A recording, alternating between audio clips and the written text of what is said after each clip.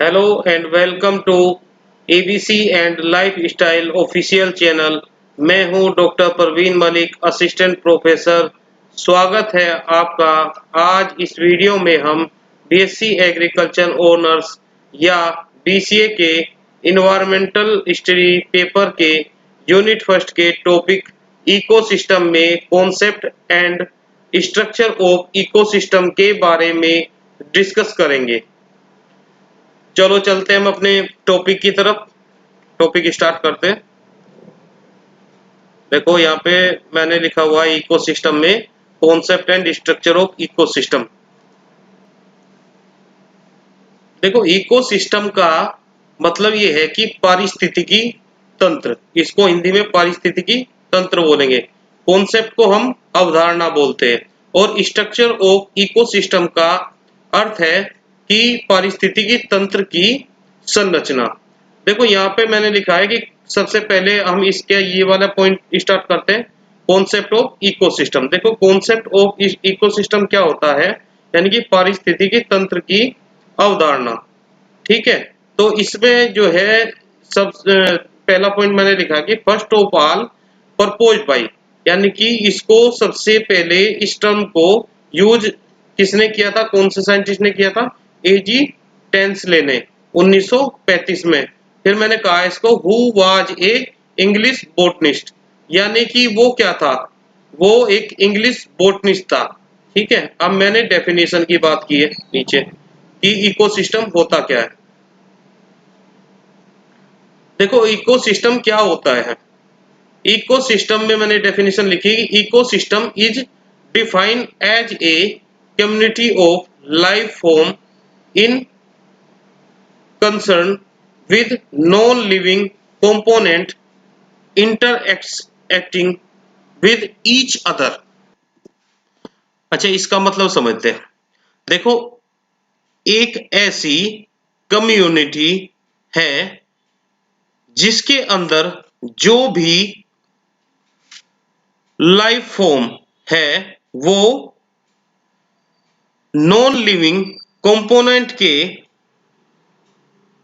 Interaction में आकर एक दूसरे के साथ कम्युनिटी में रह रहे होते हैं, उसको हम इकोसिस्टम बोलते हैं।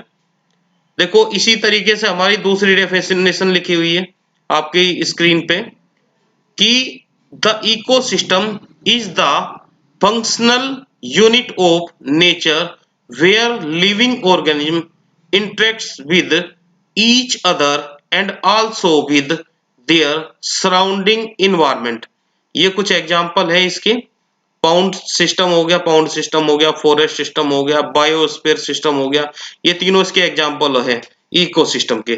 देखो इसको हम समझते हैं, इकोसिस्टम हमारी फंक्शनल यूनिट है नेचर की, जहां पर लिविंग ऑर्गेनिज्म जो है वो एक दूसरे से इंटरेक्ट करती है और इसके अलावा जो अदर एबायोटिक कंपोनेंट है जैसे वाटर हो गया, लाइट हो गई, नेचुरल हो गया, उससे यहां पर इंटरेक्ट करती है, यानी कि सराउंडिंग थिंग्स से, यानी कि आसपास की चीजों से, चीजों में एक सराउंडिंग थिंग्स होगी। ये कुछ इसके एग्जांपल हैं, ये आप याद कर सकते हो। और मैंने तीसरी एक डेफिनेशन लिखी है कि ecosystem is an aggregate system formed as a result of interaction between biotic and abiotic factor। देखो इसका मतलब ये है, जो इकोसिस्टम है वो एक aggregate सिस्टम होता है जो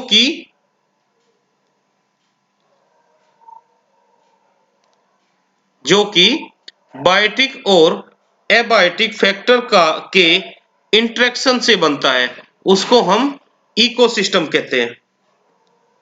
ये तीन डेफिनेशन मैंने इसमें आपको बताई इकोसिस्टम की। कोई भी आप जो भी आपको इजी लगे वो आप आराम से याद कर सकते हो। अब बात करते हैं हम स्ट्रक्चर ऑफ इकोसिस्टम। देखो स्ट्रक्चर ऑफ इकोसिस्टम होता क्या है। स्ट्रक्चर ऑफ इकोसिस्टम का means the description of available plants and animal species and surrounding abiotic factors. देखो इसका सारे का मतलब ये है कि इकोसिस्टम की संरचना का अर्थ अवेलेबल प्लांट्स यानी कि उपलब्ध पौधे और एनिमल स्पीसीज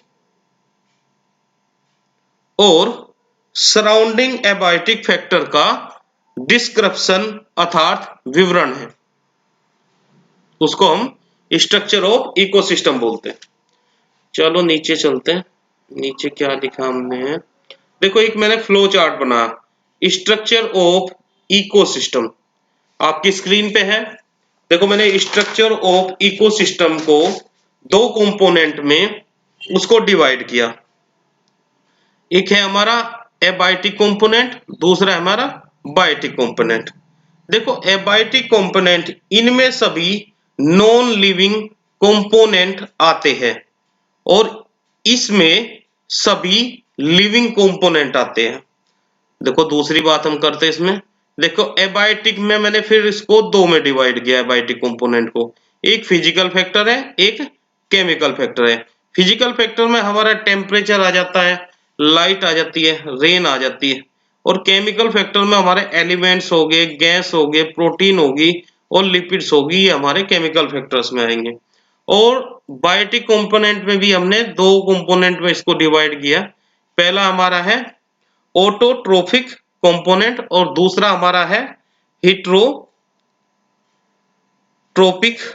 कंपोनेंट। ठीक है, आइए हम इसको थोड़ा सा डिस्कस करते हैं आगे। देखो सबसे पहला मैंने वही लिखा एबायोटिक कंपोनेंट। देखो इसको थोड़ा सा ब्रीफ में देखते हैं। देखो एबायोटिक फैक्टर मैंने बताया कि एक फिजिकल है, एक केमिकल है। देखो फिजिकल क्या होता है। फिजिकल में मैंने लिखा those physical factor which affect the biotic activities in any way from the physical environment. देखो इसका मतलब क्या है। देखो इस सब का मतलब ये है, मैं दोबारा से बता रहा हूं एक बार, कि वो फिजिकल फैक्टर होते हैं जो बायोटिक एक्टिविटीज को पॉजिटिवली और नेगेटिवली इफेक्ट करते हैं। ये फिजिकल फैक्टर के कुछ एग्जांपल है। टेम्परेचर हो गया, रेन हो गया, ह्यूमिडिटी होगी एंड लाइट होगी। अच्छा मैं आपको एक एग्जांपल देता हूँ, एक एग्जांपल के रूप में बताता हूँ, कहानी के रूप में बताता हूँ। अगर अच्छा आप सपोज करो अगर रेन लार्ज अमाउंट में होती है तो बाढ़ आ जाती है, उससे हमारी एग्रीकल्चर एक्टिविटी वो भी क्या होगी, खराब हो जाती है। किसी तरह की कोई भी क्रॉप नहीं होगी। एक पॉइंट तो ये हो गया भाई, फैक्ट है। दूसरी बात, अगर बारिश एक मॉडरेट अमाउंट में हो रही है तब तो वो है पॉजिटिवली इफेक्ट करेगी, करेगी नहीं करेगी, बात है या नहीं है इस तरीके की। तो उससे क्या होगा कि प्लांट को भी पानी मिल रहा है, ह्यूमन बींग्स की लाइफ भी इजी हो रही है और एनिमल्स की लाइफ भी इजी हो रही है। तो ये दो मैंने आपको इफेक्ट बताए थे अभी, एक पॉजिटिवली और एक नेगेटिवली, और इन दोनों के एग्जांपल भी बताई। अगर हमारे सामने इस तरीके की चीज आती है लार्ज अमाउंट वाली, तो मैंने आपको बताया वो किस उसमें जाएगी, आपकी नेगेटिवली इफेक्ट में जाएगी। और अगर रेन आपकी मॉडरेट अमाउंट में हो रही तो किस उसमें जाएगी, पॉजिटिवली इफेक्ट में जाएगी, यानी कि बेनिफिट मिलेगा आपको। अच्छा जी नेक्स्ट चलते हैं हम केमिकल फैक्टर। देखो केमिकल फैक्टर को मैंने क्या बताया आपको कि एक इनऑर्गेनिक सब्सटेंस है और एक हमारा ऑर्गेनिक सब्सटेंस है। देखो इसमें इंक्लूड होते हैं वाटर हो गया आपका, एलिमेंट हो गए, आपके गैस हो गए, ये सब इनऑर्गेनिक सब्सटेंस में आते हैं। देखो एलिमेंट्स में क्या आएंगे हमारे, एनिमल्स में हमारे हो जाएंगे कार्बन हो गया, नाइट्रोजन हो गया, जिंक हो गया, और एक्स्ट्रा बहुत सारे एलिमेंट्स होते हैं जो उसके अंदर आते हैं, ठीक है, इनऑर्गेनिक सब्सटेंस के अंदर। अब ऑर्गेनिक सब्सटेंस क्या है, यानी कि these substance help to establish relation between biotic and abiotic component. देखो इसका मतलब ये है कि ये जो सब्सटेंस है वो हेल्प करते हैं, क्या किस चीज के लिए हेल्प करते हैं, यानी कि आपकी रिलेशन को स्टेब्लिश करेंगे बिटवीन किसके बीच में, जो हमारा बायोटिक कंपोनेंट और आपका एबायोटिक कंपोनेंट है। इसके कुछ एग्जांपल आप लोग याद कर सकते हो, किसके, ऑर्गेनिक सब्सटेंस के। आप लोग कह सकते हो इसके एग्जांपल सर कि लिपिड्स हो सकता है, लिपिड्स होगा, प्रोटीन होगा या कार्बोहाइड्रेट होगा। चलो जी, अब हमारा आ गया दूसरा नंबर का बायोटिक कंपोनेंट। अभी तो हमने बात किसकी की थी, एबायोटिक कंपोनेंट की। अब हम बात करेंगे बायोटिक कंपोनेंट की। देखो बायोटिक कंपोनेंट में मैंने लिखा है कि on the basis of nutrient relation of organism, यानी कि इसका मतलब ये है कि न्यूट्रेंट रिलेशंस होते हैं, यानी कि न्यूट्रेंट रिलेशन वो होते हैं जितने भी हमारे ऑर्गेनिज्म के बीच में। इसको आप कुछ इस तरीके से समझ सकते हैं कि ऑर्गेनिज्म के न्यूट्रेंट यानी कि पोषक तत्वों के रिलेशन के बेस पर बायोटिक कंपोनेंट को यहां पर दो कंपोनेंट में डिवाइड किया गया। दो टाइप के यानी कि कंपोनेंट बताए गए इसके अंदर। कौन कौन से, एक है आपका ऑटोट्रोफिक कंपोनेंट और दूसरा आपका है हिट्रोट्रोफिक कंपोनेंट। हिट्रोट्रोफिक कंपोनेंट के अंदर दो कंपोनेंट आते हैं, एक आपका है कंज्यूमर्स, दूसरा आपका है डीकंपोजर। कंपोजर के अंदर प्राइमरी, सेकेंडरी और टेररी ये आएंगे। इसको थोड़ा और ब्रीफ में समझते हैं। सबसे पहले हम पहले वाले को ले लेते हैं, ऑटोट्रोफिक कंपोनेंट। ऑटोट्रोफिक कंपोनेंट में मैंने लिखा है कि it is also called producer. एक पॉइंट तो ये हो गया।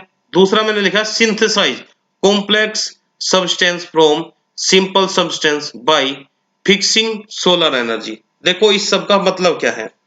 देखो ऑटोट्रोफिक कंपोनेंट में वो ऑर्गेनिज्म आते हैं जो अपना फूड प्रिपेयर करते हैं, ठीक है, ये हो गया इसका मतलब। दूसरे में क्या है कि सिंथेसाइज करते हैं, और जो O2, O2 समझते हो, ऑक्सीजन गैस, O2 O2 यानी कि ऑक्सीजन गैस है जिसको हम क्या करते हैं, इनहेल करते हैं। यहां पर आप देख रहे होंगे कि लीफ का मैंने एक स्ट्रक्चर बना, देखो लीफ ग्रीन है यानी कि उसमें क्लोरोफिल प्रेजेंट है। देखो क्या होता है कि CO2 वाटर एंड सनलाइट की प्रेजेंट यानी कि उपस्थिति में ग्रीन प्लांट अपना फूड सिंथेसाइज करते हैं।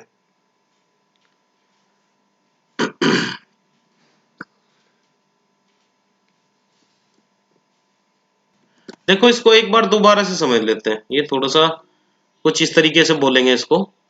देखो ये पहले वाला एक बार दोबारा से समझो यार, ये मैंने थोड़ा सा गलती होगी इसमें कि मुझे ये कहना चाहिए था कि ऑटोट्रोफिक कंपोनेंट में वो ऑर्गेनिज्म आते हैं जो अपना फूड खुद प्रिपेयर करते हैं। ये तो होगी इसकी बात। देखो फिर ये वाला पॉइंट इससे रिलेटेड है। इससे रिलेटेड किस तरीके से, देखो यहाँ पे आप देखो इस एग्जांपल में, देखो ना एग्जांपल में लिखा कि photosynthetic bacteria and green plants, ये इसके एग्जांपल है किसके, ऑटोट्रोफिक कंपोनेंट के। देखो हम लोग यहाँ पे समझते क्या है ये। यहाँ पर आप देख रहे होंगे कि लीफ ग्रीन है यानी कि उसमें क्लोरोफिल प्रेजेंट है। क्या होता है कि CO2 वाटर एंड सनलाइट की प्रेजेंट में यानी कि उपस्थिति में ग्रीन प्लांट अपना फूड क्या करेंगे, सिंथेसाइज करते हैं। और जो O2 यानी कि ऑक्सीजन गैस है जिसको हम इनहेल करते हैं, उसको क्या करेंगे, उसको प्रोड्यूस करते हैं, इनहेल करते हैं और उसको प्रोड्यूस करते हैं। ये हो गया इस सब का मतलब भाई। अब हम बात करते हैं हिट्रोट्रोफिक की। देखो हिट्रोट्रोफिक कंपोनेंट क्या लिखा मैंने इसमें, these component utilise and decompose the complex substance synthesise by autotrophs. इसका मतलब ये है कि हिट्रोट्रोफिक कंपोनेंट में वो ऑर्गेनिज्म आते हैं जो अपना फूड के लिए ऑटोट्रोफिक, समझते हो, स्वपोषी कंपोनेंट यानी कि प्रोड्यूसर यानी कि निर्माता पर डिपेंड होते हैं, उसको हम कहते हैं हिट्रोट्रोफिक कंपोनेंट। और ये क्या थे भाई, ये वाला मैंने आपको बता ही दिया था। ऑटोट्रोफिक क्या होते हैं, यानी कि जो अपना फूड खुद प्रिपेयर करते हैं। और यहाँ फूड के लिए ऑटोट्रोफिक क्या करते हैं, कंपोनेंट यानी कि प्रोड्यूसर यानी कि निर्माता पर डिपेंड रहते हैं। अब आ गया भाई इसमें ए पॉइंट में हम लिखा कंज्यूमर। देखो कंज्यूमर क्या होते हैं, those organism that consume food substance synthesised by producer and called consumers. देखो कंज्यूमर्स उन्हें बोलते हैं जो अपने फूड के लिए प्रोड्यूसर पर डिपेंड होते हैं, उन्हें कंज्यूमर या उपभोक्ता बोलते हैं। ये हो गया भाई इसका मतलब। अब हम ये कुछ फ्लो चार्ट है कंज्यूमर का, इसको हम डिफाइन करते हैं किस तरीके से। देखो पहला आता है प्राइमरी में देखो मैंने क्या लिखा, रैबिट, ये डियर हो गया, और दूसरा आपका इंसेक्ट हो गया, फिर रैबिट हो गया। ये सारे के सारे घास पत्ते खाते हैं, घास समझते हो, घास और पत्ते खाते हैं, ठीक है। अब ये देखो सेकेंडरी कंज्यूमर वह होता है जो अपने फूड के लिए प्राइमरी कंज्यूमर पर डिपेंड होता है, उसको हम सेकेंडरी कंज्यूमर बोलते हैं। देखो जैसे लिजार्ड, ये मस्किटो खाती है, बर्ड, ये इंसेक्ट खाती है, और फिर हमारा क्या बचा, फ्रॉग्स, ये भी इंसेक्ट खाती है, ये भी इंसेक्ट खाती है। अब टर्टरी कंज्यूमर्स, देखो टर्टरी कंज्यूमर्स वो कंज्यूमर्स होते हैं जो अपने फूड के लिए सेकेंडरी और प्राइमरी कंज्यूमर यानी कि दोनों पर डिपेंड होते हैं, उसको हम बोलते हैं टर्सरी कंज्यूमर्स, ठीक है। जैसे इसमें मैंने एग्जांपल दिए, लोयन हो गया, पाइथन स्नेक हो गया, लार्ज फिश होगी, फोक्स होगी। देखो मैं पहले इसके बारे में बताता हूँ, लायन यानी कि ये रैबिट और गोट को खाता है, पाइथन स्नेक ये स्मॉल एनिमल्स को खा जाता है, और लार्ज फिश आपकी जो है वो स्मॉल फिश को खा जाती है, ठीक है जी, बात आई समझ में। अब हम करते हैं इसका बी पॉइंट पढ़ते हैं, यानी कि डीकम्पोजर। देखो डीकम्पोजर उनको हम क्या लिखा है यहाँ पे, सेप्रोफाइटिक भी बोलते हैं। इनके एग्जाम्पल क्या लिखा है मैंने, फंगाई हो गया, बैक्टीरिया हो गया, एटीसी बहुत सारे आते हैं इसके अंदर। अब मैंने कहा कि इसमें एक चीज कही कि डीकम्पोजर समझ लेते एक बार क्या होते हैं, यानी कि हमारे इकोसिस्टम में यानी कि पर्यावरण में या इन्वायरमेंट में जो डेड बॉडीज होती है उनको हम डीकम्पोजर बोलते हैं भाई, ठीक है। अब मैंने एक और इसमें पॉइंट लिखा कि dead bodies of animal, plants, bacteria, fungi दिखा दिया मैंने, यहाँ सिंपल कंपोनेंट बता दिया। इसके बारे में आपको समझाता हूँ कैसे। देखो कुछ इस तरीके से समझ लेते हैं इसको। देखो जो हमारी डेड बॉडी होती है किसकी, एनिमल की, या टूटे हुए प्लांट के पार्ट होते हैं, वो कुछ टाइम बाद अपने आप मिट्टी में मिल जाते हैं। ये आपने देखा होगा अक्सर। इसका कारण समझा कभी आपने? इसका कारण यह है कि जो बैक्टीरिया और फंगाई है वो अपने अंदर से कुछ केमिकल स्क्रीट करते हैं, कुछ केमिकल स्क्रीट यानी कि स्राव करते हैं, जिससे उनकी डेड बॉडीज जिससे उनकी जो डेड बॉडीज है वो सिंपल कंपाउंड में चेंज होकर मिट्टी में यानी कि सोयल में मिल जाती है। ठीक है। और एक और बात कह सकते हैं, डीकंपोज का यूज इन्वायरमेंट को क्लीन करने में भी होता है। बात आई समझ में? यानी कि एक और बात कह सकते हैं हम कि डीकंपोज का यूज इन्वायरमेंट को क्लीन करने में भी होता है। अब आ जाते हैं इसके लास्ट पॉइंट की तरफ। लास्ट पॉइंट में मैंने एक फ्लो चार्ट दिया है कि टाइप ऑफ इकोसिस्टम। देखो, टाइप ऑफ इकोसिस्टम हमारा दो तरह का होता है, एक नेचुरल होता है, एक हमारा आर्टिफिशियल होता है। देखो, नेचुरल इकोसिस्टम क्या होता है? नेचुरल इकोसिस्टम वो होता है कि जो हमारा इकोसिस्टम आर नेचुरल।